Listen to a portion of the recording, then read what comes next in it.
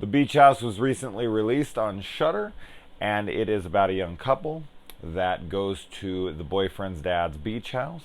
And while they're there, they encounter another couple, and then they also encounter something going on with the water. I'm going to keep it vague.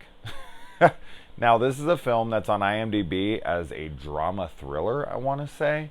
Dude, they need to add horror 100%. When I saw that, I was like, oh no, is this going to be one of those movies that's like, why is this on Shudder? This isn't horror. Absolutely not. This is horror. Now, also, I think this is going to be a fairly divisive film. I think this is going to split horror fans.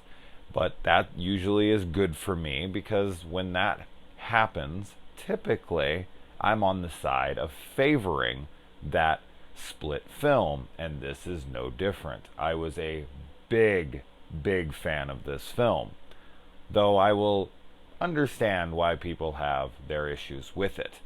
Now, what's odd about this movie for me is that some of the quote unquote flaws of the film actually kind of helped the film for me.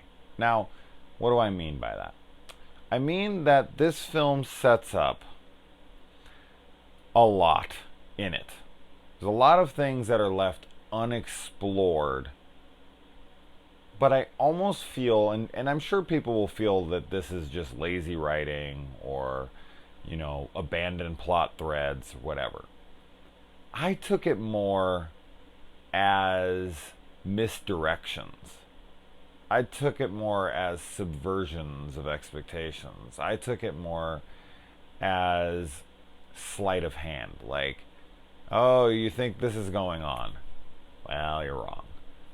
Because when the film starts, you totally think this is going one way. And as it progresses, you think like, oh, this is going to come into play. And these things just don't happen.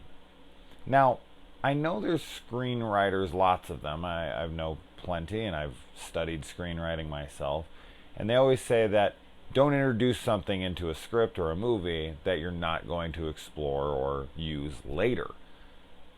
And I'm somebody who just disagrees with that. I think it's great to sometimes introduce things that make it seem like this is where this is going to go, and then not do anything with that thing.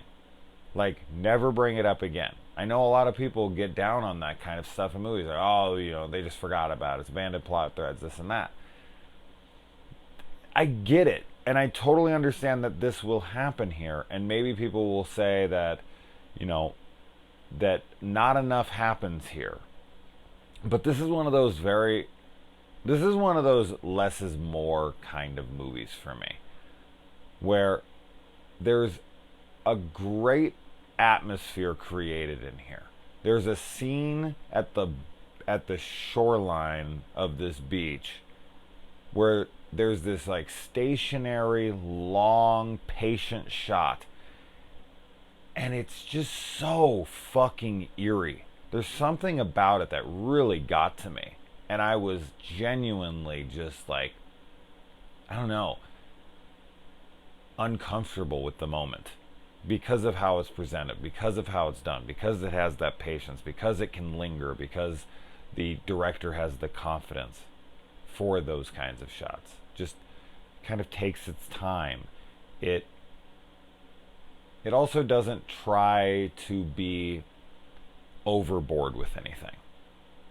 Like, I feel like this film could have got really dumb really fast. And I just never felt like it got there. I think fans of something like The Bay and fans of something along the lines of H.P. Lovecraft will really get a lot out of this movie. The acting in this movie is all pretty damn great. The way the production value, the way that it's shot, all that stuff, really good. The score is solid. I loved this. I really did. I just really enjoyed the hell out of this. But after talking to my buddy Daniel about it for a bit, he convinced me that this will split audiences pretty hard. It currently has a 5.9 on IMDb, which I think is really low, but I think that that's probably going to be fair once it's said and done, once the results come in and everyone's kind of said their piece, and it's kind of half and half.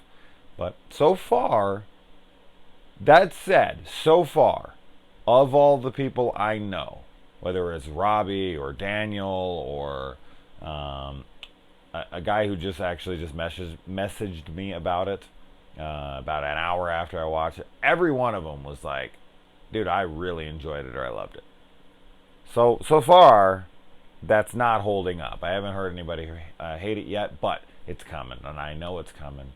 But I highly recommend it for people who like slower burn, ecological horror with good tension building atmosphere, kind of keeps you guessing, keeps you confused.